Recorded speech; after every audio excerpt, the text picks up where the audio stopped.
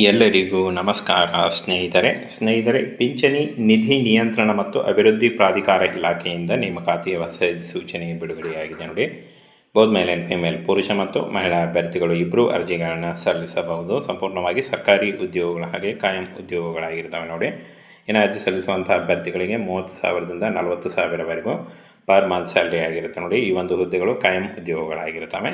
ಇನ್ನು ಫ್ರೆಂಡ್ಸ್, ಇಲ್ಲಿ ಕಾಣಿಸ್ತಾ ಇದೆ ನೋಡಿ, ಡಿಪಾರ್ಟ್ಮೆಂಟ್ ಹೆಸರು ಪಿಂಚಣಿ ನಿಧಿ ನಿಯಂತ್ರಣ ಮತ್ತು ಅಭಿವೃದ್ಧಿ ಪ್ರಾಧಿಕಾರ ಇಲಾಖೆ. ಹಾಗೇನ ವಿವಿಧ ಉದ್ಯೋಗಗಳಿದ್ದಾವೆ. ಒಟ್ಟು 20 ಹುದ್ದೆಗಳಿದ್ದಾವೆ. ಸ್ಯಾಲ್ರಿ ನೋಡಿ 43,000ದಿಂದ 89,000ವರೆಗೂ ಕೂಡ ಈ ಒಂದು ಪರ್ ಮಂತ್ ಸ್ಯಾಲ್ರಿ ಆಗಿರುತ್ತೆ. ಇದು ಜಾಸ್ತಿ ಕೂಡ ಆಗ್ತಾ ಹೋಗುತ್ತೆ. ಹಾಗೇನ ಭಾರತದ ಎಲ್ಲ ಅಭ್ಯರ್ಥಿಗಳು ಕೂಡ ಅರ್ಜಿಗಳನ್ನು ಸಲ್ಲಿಸಬಹುದಾಗಿರುತ್ತೆ. ಕರ್ನಾಟಕದಲ್ಲೂ ಕೂಡ ಹುದ್ದೆಗಳಿದ್ದಾವೆ. ಇನ್ನು ಡೀಟೇಲ್ಸ್ ಆಫ್ ಪೋಸ್ಟನ್ನು ನೋಡೋದಾದರೆ, ಕಾನೂನು ಬದ್ಧ ಅಧಿಕಾರಿ, ಅಧಿಕೃತ ಭಾಷಾ ಅಧಿಕಾರಿ, ಸಂಶೋಧನಾ ಅಧಿಕಾರಿ ಹಾಗೂ ಸಂಶೋಧನಾ ಅರ್ಥಶಾಸ್ತ್ರ, ಜನರಲ್, ಹಣಕಾಸು ಮತ್ತು ಖಾತೆಗಳು ನೋಡಿ. ಇಷ್ಟೊಂದು ಹುದ್ದೆಗಳಿದ್ದಾವೆ. ಈ ಒಂದು ಹುದ್ದೆಗಳಿಗೆ ಆಯ್ಕೆ ಮಾಡಿಕೊಂಡು ನೀವು ಅರ್ಜಿಗಳನ್ನು ಸಲ್ಲಿಸಬಹುದಾಗಿರುತ್ತೆ. ಹಾಗೆಯೇ ವಯೋಮಿತಿಯನ್ನು ನೋಡೋದಾದರೆ 18ರಿಂದ 30 ವರ್ಷದ ಒಳಗಿನವರು ಅರ್ಜಿಗಳನ್ನು ಸಲ್ಲಿಸಬಹುದು. OBC ಅಭ್ಯರ್ಥಿಗಳಿಗೆ 3 ವರ್ಷ ಮತ್ತು SC/ST ಅಭ್ಯರ್ಥಿಗಳಿಗೆ 5 ವರ್ಷ ಹಾಗೂ PWD ಅಭ್ಯರ್ಥಿಗಳಿಗೆ 10 ವರ್ಷಗಳ ವಯೋಮಿತಿ ಸಡಿಲಿಕೆ ಕೂಡ ಇರುತ್ತೆ ನೋಡಿ. ಆದಷ್ಟು ನಿಮ್ಮ ವಯಸ್ಸನ್ನು ಲೆಕ್ಕಾಚಾರ ಮಾಡಿಕೊಂಡು ನೀವು ಅರ್ಜಿಗಳನ್ನು ಸಲ್ಲಿಸಬಹುದು. ಇನ್ನು ಸೆಲೆಕ್ಷನ್ ಪ್ರಾಸೆಸನ್ನು ನೋಡೋದಾದರೆ, ಇಲ್ಲಿ ನೋಡಿ, ಆನ್ಲೈನ್ ಪರೀಕ್ಷೆ ಇರುತ್ತೆ. ಮೊದಲಿಗೆ ಆನ್ಲೈನ್ ಪರೀಕ್ಷೆ ಇರುತ್ತೆ. ಆನ್ಲೈನ್ ಪರೀಕ್ಷೆಯಲ್ಲಿ ಪಾಸಾದಂಥ ಅಭ್ಯರ್ಥಿಗಳಿಗೆ ಸಂದರ್ಶನವನ್ನು ನಡೆಸಿ ಆನಂತರ ದಾಖಲೆ ಪರಿಶೀಲನೆ ಆದ ನಂತರ ಆಯ್ಕೆಯನ್ನು ಮಾಡಿಕೊಳ್ಳಲಾಗುತ್ತೆ ನೋಡಿ. ಮೊದಲಿಗೆ ಆನ್ಲೈನ್ ಪರೀಕ್ಷೆ ಇರುತ್ತೆ, ಆನಂತರ ಸಂದರ್ಶನ ಇರುತ್ತೆ, ಹಾಗೆ ದಾಖಲೆ ಪರಿಶೀಲನೆ ನಡೆಸಿ ಆಯ್ಕೆಯನ್ನು ಮಾಡಿಕೊಳ್ಳಲಾಗುತ್ತೆ ನೋಡಿ. ಇನ್ನು ಕ್ವಾಲಿಫಿಕೇಷನ್ ಏನು ಅಂತ ನೋಡೋದಾದರೆ ಫ್ರೆಂಡ್ಸ್, ಯಾವುದೇ ಡಿಗ್ರಿ, ಎನಿ ಡಿಗ್ರಿ ಹೊಂದಿದಂಥ ಅಭ್ಯರ್ಥಿಗಳು ಅರ್ಜಿಗಳನ್ನು ಸಲ್ಲಿಸಬಹುದು. ಹಾಗೂ ಕಾನೂನಿನಲ್ಲಿ ಪದವಿ ಅಥವಾ LLB, SC, CA, CFA, CS, CMA ಮತ್ತು ICWA ಈ ಒಂದು ಡಿಗ್ರಿಗಳನ್ನು ಮಾಡಿದಂಥ ಅಭ್ಯರ್ಥಿಗಳು ಕೂಡ ಈ ಒಂದು ಹುದ್ದೆಗಳಿಗೆ ಅರ್ಜಿಗಳನ್ನು ಸಲ್ಲಿಸಬಹುದು. ಇನ್ನು ಫ್ರೆಂಡ್ಸ್, ಎಲ್ಲ ಒಂದು ಅಭ್ಯರ್ಥಿಗಳಿಗೆ ಸೇರಿ ಈ ಒಂದು ಅರ್ಜಿ ಶುಲ್ಕವನ್ನು ನೋಡೋದಾದರೆ, ಪರಿಶಿಷ್ಟ ಜಾತಿ, ಪರಿಶಿಷ್ಟ ಪಂಗಡ ಮತ್ತು ಮಹಿಳಾ ಅಭ್ಯರ್ಥಿಗಳಿಗೆ ಯಾವುದೇ ರೀತಿಯ ಅರ್ಜಿ ಶುಲ್ಕ ಇರಲ್ಲ.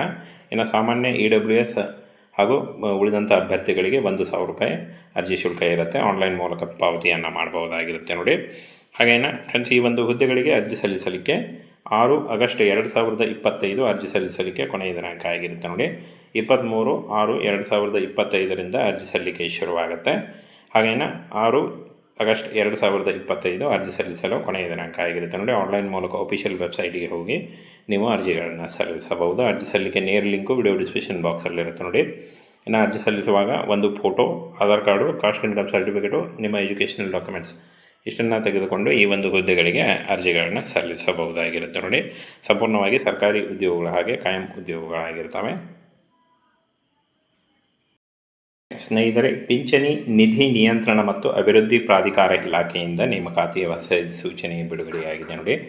ಬೋತ್ ಮೇಲ್ ಆ್ಯಂಡ್ ಫಿಮೇಲ್ ಪುರುಷ ಮತ್ತು ಮಹಿಳಾ ಅಭ್ಯರ್ಥಿಗಳು ಇಬ್ಬರು ಅರ್ಜಿಗಳನ್ನು ಸಲ್ಲಿಸಬಹುದು. ಸಂಪೂರ್ಣವಾಗಿ ಸರ್ಕಾರಿ ಉದ್ಯೋಗಗಳ ಹಾಗೆ ಕಾಯಂ ಉದ್ಯೋಗಗಳಾಗಿರ್ತವೆ ನೋಡಿ. ಇನ್ನು ಅರ್ಜಿ ಸಲ್ಲಿಸುವಂಥ ಅಭ್ಯರ್ಥಿಗಳಿಗೆ 30,000ದಿಂದ 40,000ವರೆಗೂ ಪರ್ ಮಂತ್ ಸ್ಯಾಲ್ರಿ ಆಗಿರುತ್ತೆ ನೋಡಿ. ಈ ಒಂದು ಹುದ್ದೆಗಳು ಕಾಯಂ ಉದ್ಯೋಗಗಳಾಗಿರ್ತವೆ. ಇನ್ನು ಫ್ರೆಂಡ್ಸ್, ಇಲ್ಲಿ ಕಾಣಿಸ್ತಾ ಇದೆ ನೋಡಿ, ಡಿಪಾರ್ಟ್ಮೆಂಟ್ ಹೆಸರು ಪಿಂಚಣಿ ನಿಧಿ ನಿಯಂತ್ರಣ ಮತ್ತು ಅಭಿವೃದ್ಧಿ ಪ್ರಾಧಿಕಾರ ಇಲಾಖೆ. ಹಾಗೇನ ವಿವಿಧ ಉದ್ಯೋಗಗಳಿದ್ದಾವೆ. ಒಟ್ಟು 20 ಹುದ್ದೆಗಳಿದ್ದಾವೆ.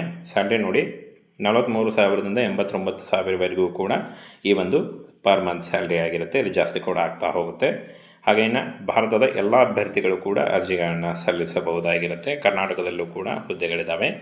ಇನ್ನು ಡೀಟೇಲ್ಸ್ ಆಫ್ ಪೋಸ್ಟನ್ನು ನೋಡೋದಾದರೆ, ಕಾನೂನು ಬದ್ಧ ಅಧಿಕಾರಿ, ಅಧಿಕೃತ ಭಾಷಾ ಅಧಿಕಾರಿ, ಸಂಶೋಧನಾ ಅಧಿಕಾರಿ ಹಾಗೂ ಸಂಶೋಧನಾ ಅರ್ಥಶಾಸ್ತ್ರ, ಜನರಲ್, ಹಣಕಾಸು ಮತ್ತು ಖಾತೆಗಳು ನೋಡಿ. ಇಷ್ಟೊಂದು ಹುದ್ದೆಗಳಿದ್ದಾವೆ. ಈ ಒಂದು ಹುದ್ದೆಗಳಿಗೆ ಆಯ್ಕೆ ಮಾಡಿಕೊಂಡು ನೀವು ಅರ್ಜಿಗಳನ್ನು ಸಲ್ಲಿಸಬಹುದಾಗಿರುತ್ತೆ. ಹಾಗೆಯೇ ವಯೋಮಿತಿಯನ್ನು ನೋಡೋದಾದರೆ 18ರಿಂದ 30 ವರ್ಷದ ಒಳಗಿನವರು ಅರ್ಜಿಗಳನ್ನು ಸಲ್ಲಿಸಬಹುದು. OBC ಅಭ್ಯರ್ಥಿಗಳಿಗೆ 3 ವರ್ಷ ಮತ್ತು SC/ST ಅಭ್ಯರ್ಥಿಗಳಿಗೆ 5 ವರ್ಷ ಹಾಗೂ PWD ಅಭ್ಯರ್ಥಿಗಳಿಗೆ 10 ವರ್ಷಗಳ ವಯೋಮಿತಿ ಸಡಿಲಿಕೆ ಕೂಡ ಇರುತ್ತೆ ನೋಡಿ. ಆದಷ್ಟು ನಿಮ್ಮ ವಯಸ್ಸನ್ನು ಲೆಕ್ಕಾಚಾರ ಮಾಡಿಕೊಂಡು ನೀವು ಅರ್ಜಿಗಳನ್ನು ಸಲ್ಲಿಸಬಹುದು. ಇನ್ನು ಸೆಲೆಕ್ಷನ್ ಪ್ರಾಸೆಸನ್ನು ನೋಡೋದಾದರೆ, ಇಲ್ಲಿ ನೋಡಿ, ಆನ್ಲೈನ್ ಪರೀಕ್ಷೆ ಇರುತ್ತೆ. ಮೊದಲಿಗೆ ಆನ್ಲೈನ್ ಪರೀಕ್ಷೆ ಇರುತ್ತೆ. ಆನ್ಲೈನ್ ಪರೀಕ್ಷೆಯಲ್ಲಿ ಪಾಸಾದಂಥ ಅಭ್ಯರ್ಥಿಗಳಿಗೆ ಸಂದರ್ಶನವನ್ನು ನಡೆಸಿ ಆನಂತರ ದಾಖಲೆ ಪರಿಶೀಲನೆ ಆದ ನಂತರ ಆಯ್ಕೆಯನ್ನು ಮಾಡಿಕೊಳ್ಳಲಾಗುತ್ತೆ ನೋಡಿ. ಮೊದಲಿಗೆ ಆನ್ಲೈನ್ ಪರೀಕ್ಷೆ ಇರುತ್ತೆ, ಆನಂತರ ಸಂದರ್ಶನ ಇರುತ್ತೆ, ಹಾಗೆ ದಾಖಲೆ ಪರಿಶೀಲನೆ ನಡೆಸಿ ಆಯ್ಕೆಯನ್ನು ಮಾಡಿಕೊಳ್ಳಲಾಗುತ್ತೆ ನೋಡಿ.